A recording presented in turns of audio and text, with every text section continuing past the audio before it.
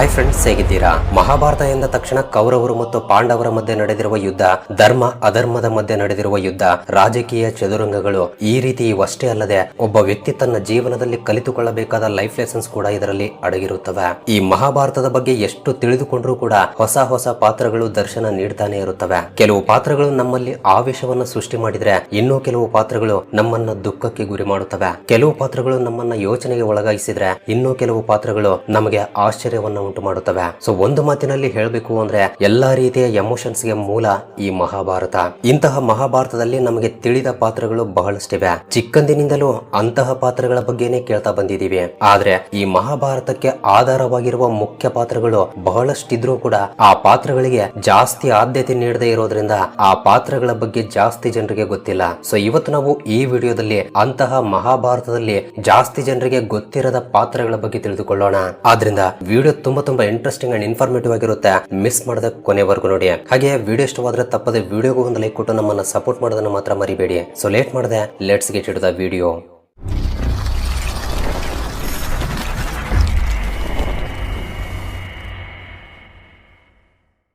Number 1, Yuyutsu, Kauravas step brother. ನಮಗೆ ತಿಳಿದಿರುವ ಪ್ರಕಾರ ಕೌರವರೆಲ್ಲರೂ ಕೆಟ್ಟವರು. ಆದ್ರೆ ಈ ಅಭಿಪ್ರಾಯವನ್ನ ತಪ್ಪು ಎಂದು ಹೇಳುವ ಒಂದು ಪಾತ್ರ ಮಹಾಭಾರತದಲ್ಲಿದೆ. ಆ ಪಾತ್ರವೇ ಯುಯುತ್ಸು. ಧೃತರಾಷ್ಟ್ರನ ಮೂಲಕ ಗಾಂಧಾರಿಗೆ 101 ಜನ ಸಂತಾನ ಬಗ್ಗೆ ಸಿಗುತ್ತೆ. ಆದ್ರೆ ಗಾಂಧಾರಿ ಧೃತರಾಷ್ಟ್ರನ ಮೂಲಕ ಗರ್ಭವನ್ನ ಧರಿಸ್ತಾಳೋ ಇಲ್ವೋ ಅಂದುಕೊಂಡು ಧೃತರಾಷ್ಟ್ರ ತನ್ನ ಸೇವಕಿಯಾಗಿರುವ ಸುಖದ ಮೂಲಕ ಸಂತಾನವನ್ನ ಪಡಿತಾನೆ. ಆತನ ಹೆಸರೇ ಯುಯುತ್ಸು. ಒಂದು ಕಡೆ ಗಾಂಧಾರಿಯ ಕುಮಾರ ದುರ್ಯೋಧನ ಮತ್ತು ಇನ್ನೊಂದು ಕಡೆ ಸುಖದ ಮಗನಾಗಿರುವ ಯುಯುತ್ಸು ಇಬ್ಬರು ಕೂಡ ಒಂದೇ ಸಮಯದಲ್ಲಿ ಜನಿಸ್ತಾರೆ. ಹಸ್ತಿನಾಪುರ ರಾಜ್ಯದ ಮೇಲೆ ದುರ್ಯೋಧನನಿಗೆ ಎಷ್ಟು ಅಧಿಕಾರವಿದೆಯೋ ಯುಯುತ್ಸನಿಗೂ ಕೂಡ ಅಷ್ಟೇ ಅಧಿಕಾರವಿದೆ. ಆದ್ರೆ ಯುಯುತ್ಸನನ್ನು ಮಾತ್ರ ತನ್ನ ಕೌರವ ಸೋದರರು ದಾಸಿಯ ಮಗನಂತೆಯೇ ನೋಡ್ತಾ ಇದ್ರು. ಆದ್ರೂ ಕೂಡ ಇವುಗಳ ಬಗ್ಗೆ ಕೇರ್ ಮಾಡದೆ ಸಕಲ ವಿದ್ಯೆಗಳನ್ನ ಕಲ್ಕೊಂಡು ಕೀರ್ತಿಯನ್ನ ಪಡಿತಾನೆ. ಯುಯುತ್ಸು ಅಂದ್ರೆ ಹೋರಾಟಕ್ಕೆ ಸಿದ್ಧನಾಗಿರುವವನು ಎಂದರ್ಥ. ಈತ ಕೌರವರ ಕೆಟ್ಟ ಕೆಲಸಗಳನ್ನ ಮೊದಲಿನಿಂದಲೂ ಗಮನಿಸ್ತಾ ಇದ್ದ.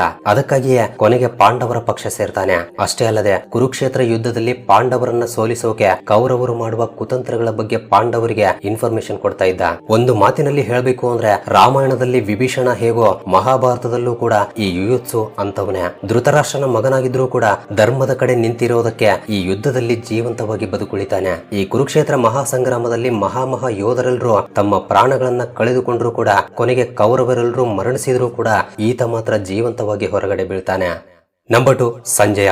ಈ ಸಂಜಯ ಧೃತರಾಷ್ಟ್ರನ ಸಲಹೆದಾರ ಮತ್ತು ಆತನಿಗೆ ರಥಸಾರಥಿ ಕೂಡ ಹೌದು. ಕುರುಕ್ಷೇತ್ರದಲ್ಲಿ ಜೀವಂತವಾಗಿ ಉಳಿದಿರುವವರಲ್ಲಿ ಈತ ಕೂಡ ಒಬ್ಬ. ಕಣ್ಣಿಲ್ಲದ ಧೃತರಾಷ್ಟ್ರನಿಗೆ ಆತನೇ 2 ಕಣ್ಣುಗಳಾಗಿರ್ತಾನೆ. ಈ ಸಂಜಯ ಒಳ್ಳೆ ನೀತಿವಂತ ಮತ್ತು ವಿವೇಕವಿರುವ ಜ್ಞಾನಿಯಾಗಿರೋದ್ರಿಂದಲೇ ವೇದವ್ಯಾಸ ಈತನಿಗೆ ದಿವ್ಯ ದೃಷ್ಟಿಯನ್ನ ಪ್ರಸಾದಿಸ್ತಾನೆ. ಆತನಿಗಿರುವ ಈ ದಿವ್ಯ ದೃಷ್ಟಿಯ ಮೂಲಕವೇ ಕುರುಕ್ಷೇತ್ರ ಯುದ್ಧದಲ್ಲಿ ನಡೆಯುವ ಘಟನೆಗಳನ್ನೆಲ್ಲ ಕಣ್ಣಿನ ಮುಂದೆ ನಡೀತಾ ಇರುವ ಹಾಗೆ ಧೃತರಾಷ್ಟ್ರನಿಗೆ ವಿವರಿಸ್ತಾ ಇರ್ತಾನೆ. ಅಷ್ಟೇ ಅಲ್ಲದೆ ಕೌರವರು ಮಾಡುವ ಕಿರಾತಕ ಕೆಲಸಗಳನ್ನು ಕೂಡ ನಿರ್ಭಯವಾಗಿ ತಪ್ಪು ಎಂದು ಹೇಳ್ತಾನೆ. ಎಂತಹ ಪ್ರತಿಕೂಲ ಪರಿಸ್ಥಿತಿಗಳು ಎದುರಾದರೂ ಕೂಡ ಧರ್ಮವನ್ನ ತಪ್ಪದೇ ಇರೋದ್ರಿಂದ ವೇದವ್ಯಾಸನಿಗೆ ಶ್ರೀಕೃಷ್ಣನಿಗೆ ಪ್ರೀತಿ ಪಾತ್ರನಾಗಿ ಬದಲಾಗ್ತಾನೆ. ಭಗವದ್ಗೀತೆಯನ್ನ ಶ್ರೀಕೃಷ್ಣ ಅರ್ಜುನನಿಗೆ ಬೋಧಿಸ್ತಾ ಇರುವ ವಿಷಯವನ್ನ ಈ ಸಂಜಯ ಧೃತರಾಷ್ಟ್ರನಿಗೆ ಹೇಳ್ತಾನೆ. ಇನ್ನೊಂದು ವಿಷಯ ಏನು ಅಂದ್ರೆ ಶ್ರೀಕೃಷ್ಣ ಯುದ್ಧ ಭೂಮಿಯಲ್ಲಿ ಅರ್ಜುನನಿಗೆ ಗೀತೆಯನ್ನ ಬೋಧಿಸ್ತಾ ಇರುವಾಗ ಅರ್ಜುನನ ಜೊತೆಗೆ ವಿಷ್ಣುಮೂರ್ತಿಯ ದಿವ್ಯ ಸ್ವರೂಪವನ್ನ ನೋಡುವ ಭಾಗ್ಯವನ್ನ ಹೊಂದಿರುವವನು ಈ ಸಂಜಯ ಮಾತ್ರವೇ. ನಂತರ ಯುದ್ಧದಲ್ಲಿ ಒಂದು ದಿನ ತನ್ನ 100 ಜನ ಕುಮಾರರು ಭೀಮನ ಕೈಯಲ್ಲಿ ಹೇಗೆ ಸತ್ತು ಹೋಗಿದ್ದಾರೆ ಎಂಬುದನ್ನ ಧೃತರಾಷ್ಟ್ರನಿಗೆ ವಿವರಿಸಿ ಹೇಳ್ತಾನೆ. ಆ ಕಷ್ಟದ ಸಮಯದಲ್ಲಿ ಈ ಸಂಜಯನೇ ಧೃತರಾಷ್ಟ್ರನನ್ನ ಸಮಾಧಾನ ಪಡಿಸ್ತಾನೆ. ಸೊ ಮಕ್ಕಳನ್ನ ಕಳೆದುಕೊಂಡ ನಂತರ ಗಾಂಧಾರಿ ಧೃತರಾಷ್ಟ್ರನ ಹಿಂದೆ ಕಾಡಿಗೆ ಹೋಗಿ ಬಿಡ್ತಾಳೆ. ಅವರ ಲಾಲನೆ ಮತ್ತು ಪಾಲನೆಯನ್ನು ಕೂಡ ಈ ಸಂಜಯನೇ ನೋಡಿಕೊಳ್ತಾನೆ.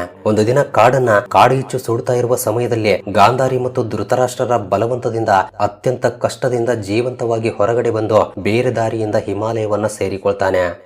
ನಂಬರ್ 3, ಸಾತ್ಯಕಿ. ಕುರುಕ್ಷೇತ್ರದಲ್ಲಿ ಹೋರಾಡಿರುವ ಬಹಳಷ್ಟು ಜನ ವೀರರ ಬಗ್ಗೆ ನಾವು ಕೇಳಿದೀವಿ. ಆದ್ರೆ ಬಹಳಷ್ಟು ಜನ ವೀರರನ್ನು ಕೂಡ ಸಾಯಿಸಿದ ಸಾತ್ಯಕಿಯ ಬಗ್ಗೆ ನಾವು ಯಾವತ್ತೂ ಕೇಳಿರಲ್ಲ. ಮಹಾಭಾರತದಲ್ಲಿ ಕಡಿಮೆ ನಿರೀಕ್ಷೆಗಳನ್ನಿಟ್ಟುಕೊಂಡಿರುವ ಅತ್ಯಂತ ಮುಖ್ಯ ಪಾತ್ರಗಳಲ್ಲಿ ಈ ಸಾತ್ಯಕಿ ಪಾತ್ರವೂ ಕೂಡ ಒಂದು. ಈ ಸಾತ್ಯಕಿ ಅರ್ಜುನನ ಶಿಷ್ಯ ಮತ್ತು ಶ್ರೀಕೃಷ್ಣನಿಗೆ ಭಕ್ತ ಕೂಡ ಹೌದು. ದ್ರೋಣಾಚಾರ್ಯರ ಪ್ರಿಯ ಶಿಷ್ಯ ಯಾರು ಅಂದ್ರೆ ನಮ್ಗೆಲ್ರಿಗೂ ಅರ್ಜುನನೇ ನೆನಪಿಗೆ ಬರ್ತಾನೆ. ಆದ್ರೆ ಅರ್ಜುನನ ಪ್ರಿಯ ಶಿಷ್ಯ ಯಾರು ಎಂಬುದರ ಬಗ್ಗೆ ನಮ್ಮಲ್ಲಿ ಬಹಳಷ್ಟು ಜನರಿಗೆ ಗೊತ್ತಿಲ್ಲ.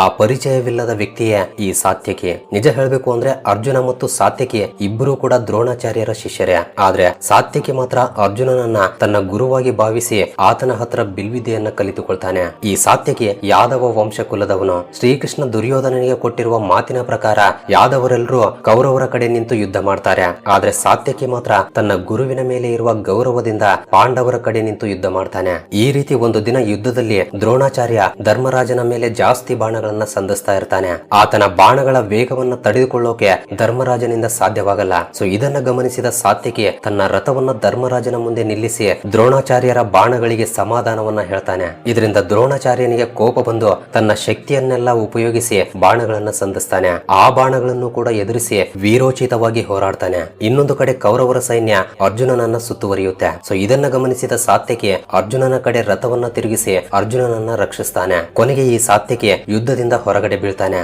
ಆದ್ರೆ ನಂತರ ಗಾಂಧಾರಿಯ ಶಾಪದ ಕಾರಣದಿಂದ ಕೃತವರ್ಮನ ಜೊತೆ ನಡೆದಿರುವ ಮಾತಿನ ಯುದ್ಧದಲ್ಲಿ ಒಬ್ಬರ ತಲೆಯನ್ನ ಇನ್ನೊಬ್ಬರು ಕತ್ತರಿಸಿಕೊಂಡು ಮರಣಿಸ್ತಾರೆ. ನಂಬರ್ 4 ಶಲ್ಯ.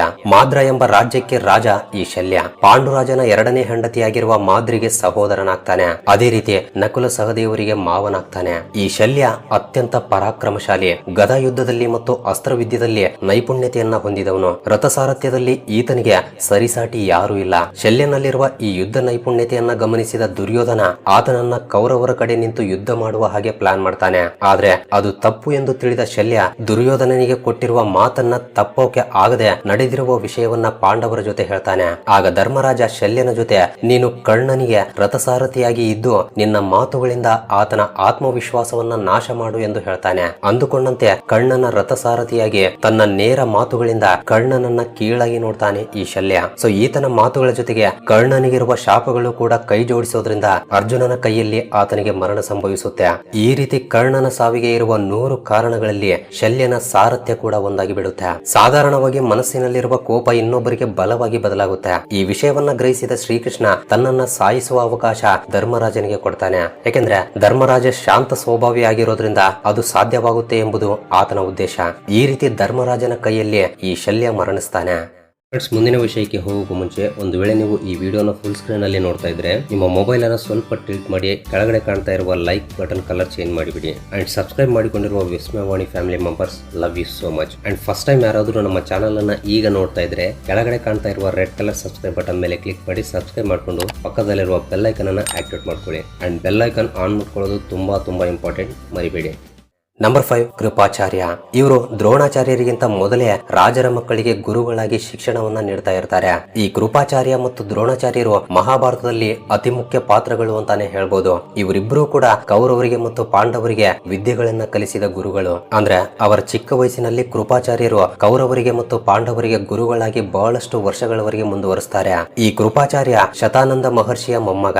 ಮಹಾಭಾರತದಲ್ಲಿ ಕೌರವರಿಗೆ ಮತ್ತು ಪಾಂಡವರಿಗೆ ಯುದ್ಧ ವಿದ್ಯೆಗಳನ್ನ ಕಲಿಸೋದಷ್ಟೇ ಅಲ್ಲದೆ ಕುರುಕ್ಷೇತ್ರ ಯುದ್ಧದಲ್ಲಿ ಕೌರವರ ಕಡೆ ನಿಂತು ಯುದ್ಧವನ್ನು ಕೂಡ ಮಾಡಿದ್ದಾನೆ. ಅಷ್ಟೇ ಅಲ್ಲದೆ ಯುದ್ಧದ ಸಮಯದಲ್ಲಿ ಸೈನ್ಯವನ್ನ ಮುಂದೆ ನಿಂತು ನಡೆಸ್ತಾನೆ. ಹಸ್ತಿನಾಪುರದ ಜೊತೆ ಆತನಿಗಿರುವ ಸಂಬಂಧ ಆತನನ್ನ ಸುಳ್ಳು ಹೇಳುವ ಹಾಗೆ ಮಾಡುತ್ತೆ. ಇದೇ ಕಾರಣದಿಂದ ಆತ ಕೌರವರ ಕಡೆ ನಿಂತು ಹೋರಾಡ್ತಾನೆ. ಅಶ್ವತ್ಥಾಮ ಪಾಂಚಾಲ ಸೈನ್ಯದ ಮೇಲೆ ದಾಳಿ ಮಾಡಿದಾಗ ಕೃಪವರ್ಮನ ಜೊತೆಗೆ ಕೃಪಾಚಾರ್ಯರು ಕೂಡ ಸಹಾಯ ಮಾಡ್ತಾರೆ. ಯುದ್ಧ ಮುಗಿದ ನಂತರ ಬದುಕುಳಿದಿರುವ ಅತಿ ಕಡಿಮೆ ಜನರಲ್ಲಿ ಇವರು ಕೂಡ ಒಬ್ರು. ಮಹಾಭಾರತದಲ್ಲಿರುವ 7 ಜನ ಚಿರಂಜೀವಿಗಳಲ್ಲಿ ಕೃಪಾಚಾರ್ಯರು ಕೂಡ ಒಬ್ರು. ಕೌರವರ ಕಡೆ ನಿಂತು ಜೀವಂತವಾಗಿ ಹೊರಗಡೆ ಬಿದ್ದಿರುವ 3 ಜನರಲ್ಲಿ ಕೃಪಾಚಾರ್ಯರು ಕೂಡ ಒಬ್ರು. ನಂಬರ್ 6 ವಿಕರ್ಣ. ಗಾಂಧಾರಿ ಮತ್ತು ಧೃತರಾಷ್ಟ್ರನ 100 ಜನ ಸಂತಾನದಲ್ಲಿ ಈ ವಿಕರ್ಣ ಕೂಡ ಒಬ್ಬ. ದುರ್ಯೋಧನನಿಗೆ ಸ್ವತಃ ತಮ್ಮನಾಗ್ತಾನೆ. ಈತ ಬದುಕಿದ್ದಷ್ಟು ಕಾಲದವರೆಗೆ ನ್ಯಾಯವನ್ನ ಮತ್ತು ಧರ್ಮವನ್ನ ಅನುಸರಿಸ್ತಾ ಕೆಟ್ಟವರಾದ ಕೌರವರಲ್ಲೂ ಕೂಡ ಒಳ್ಳೆಯವನು ಇದಾನೆ ಎಂದು ನಿರೂಪಿಸ್ತಾನೆ. ವಿಕರ್ಣನು ಕೂಡ ತನ್ನ ಸೋದರರ ಜೊತೆ ಸಮಾನವಾಗಿ ಭೀಷ್ಮ, ದ್ರೋಣ ಮತ್ತು ಕೃಪಾಚಾರ್ಯರಂತಹ ಮಹರ್ಷಿಗಳಿಂದ ಯುದ್ಧ ವಿದ್ಯೆಗಳನ್ನ ಕಲಿತುಕೊಳ್ತಾನೆ.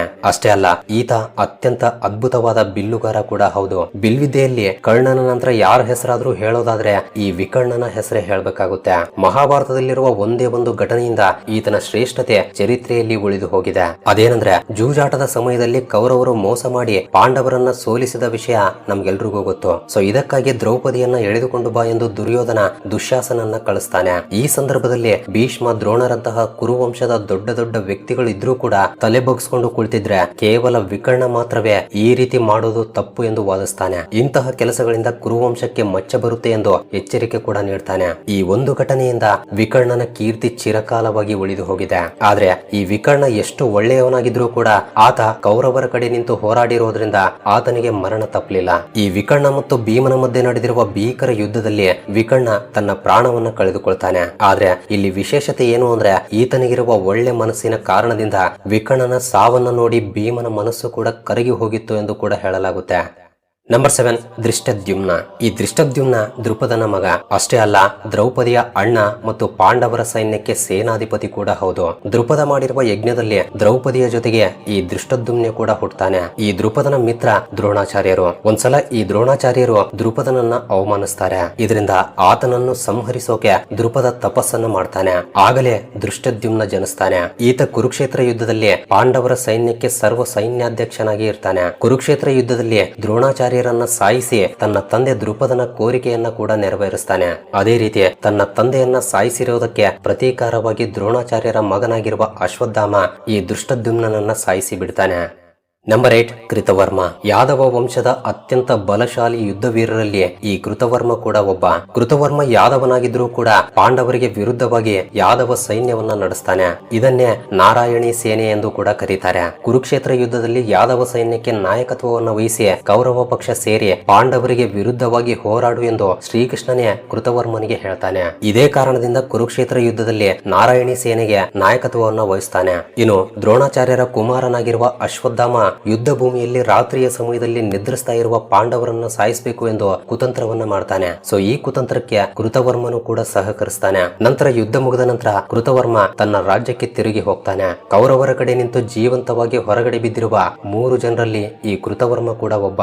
ಆದ್ರೆ ಯಾದವ ವಂಶ ನಾಶವಾಗುವ ಕಾಲದಲ್ಲಿ ಕೃತವರ್ಮ ದ್ವಾರಕಾ ನಗರದಲ್ಲಿ ಸಾತ್ಯಕಿಯ ಕೈಯಲ್ಲಿ ಮರಣಿಸ್ತಾನೆ. ಸೊ ನಾವು ಇಲ್ಲಿಯವರೆಗೆ ಹೇಳಿಕೊಂಡಿರುವ ಪಾತ್ರಗಳೆಲ್ಲವೂ ಕೂಡ ಮಹಾಭಾರತ ಮುಂದುವರಿಯಲು ಒಂದಲ್ಲ ಒಂದು ರೀತಿಯಲ್ಲಿ ಸಹಾಯವಾಗಿವೆ. ಇಂತಹ ಪಾತ್ರಗಳು ಇನ್ನೂ ಮಹಾಭಾರತದಲ್ಲಿ ಬಹಳಷ್ಟಿವೆ. ಸೊ ಅವುಗಳ ಬಗ್ಗೆ ಕೂಡ ತಿಳ್ಕೋಬೇಕು ಅನ್ಕೊಂಡ್ರೆ ವಿಡಿಯೋ ಕೆಳಗಡೆ ಪಾರ್ಟ್ 2 ಎಂದು ಕಮೆಂಟ್ ಮಾಡಿ. ನೆಕ್ಸ್ಟ್ ವಿಡಿಯೋದಲ್ಲಿ ಇಂತಹ ಪಾತ್ರಗಳ ಬಗ್ಗೆ ಇನ್ನೂ ಹೆಚ್ಚು ತಿಳಿದುಕೊಳ್ಳೋಣ. ಸೊ ಇದು ಫ್ರೆಂಡ್ಸ್ ಈ ವಿಡಿಯೋಗೆ ಇಷ್ಟೇ. ವಿಡಿಯೋ ಇಷ್ಟವಾಗಿದೆ ಎಂದು ಭಾವಿಸ್ತೀನಿ. ಸೊ ವಿಡಿಯೋ ಇಷ್ಟವಾಗಿದ್ರೆ ತಪ್ಪದ ವಿಡಿಯೋಗೆ ಒಂದು ಲೈಕ್ ಕೊಟ್ಟು ನಿಮ್ಮ ಫ್ರೆಂಡ್ಸ್ ಅಂಡ್ ಫ್ಯಾಮಿಲಿ ಜೊತೆ ಕೂಡ ಶೇರ್ ಮಾಡಿ. ಅಂಡ್ ಫಸ್ಟ್ ಟೈಮ್ ಯಾರಾದ್ರೂ ನಮ್ಮ ಚಾನಲ್ ಅನ್ನ ಈಗ ನೋಡ್ತಾ ಇದ್ರೆ ತಪ್ಪದೆ ಸಬ್ಸ್ಕ್ರೈಬ್ ಮಾಡ್ಕೊಂಡು ಪಕ್ಕದಲ್ಲಿರುವ ಬೆಲ್ ಐಕನ್ ಅನ್ನ ಆಕ್ಟಿವೇಟ್ ಮಾಡ್ಕೊಳ್ಳಿ. ಅಂಡ್ ವಿಡಿಯೋವನ್ನ ಕೊನೆವರೆಗೂ ನೋಡಿದ್ದಕ್ಕೆ love you so much guys.